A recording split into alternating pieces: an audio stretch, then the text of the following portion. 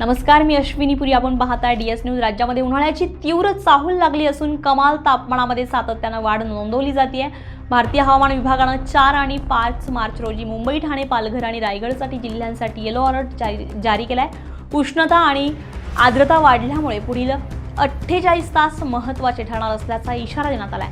भारतीय हवामान विभागानं दिलेल्या माहितीनुसार यंदाचा उन्हाळा सरासरीपेक्षा अधिक तीव्र राहण्याची शक्यता आहे. मार्च अखेर कमाल तापमान 37°C ते 38°C पर्यंत जाऊ शकते, तर एप्रिल-मे महिन्यामध्ये उष्णतेचा कडाका शिखरावर जाण्याचा अंदाज आहे. काही भागांमध्ये उष्णतेच्या लाटा निर्माण होण्याची शक्यताही वर्तवण्यात आली आहे. वाढत्या उन्हामुळे आणि तापमानामुळे डिहायड्रेशन आणि उष्माघाताचा धोका वाढतोय. यासाठी प्रशासनानं नागरिकांसाठी मार्गदर्शन तत्त्वे जारी केली आहेत. नागरिकांनी शक्यतो दुपारी 12 ते 4 या वेळेमध्ये थेट उन्हात जाणं टाळा.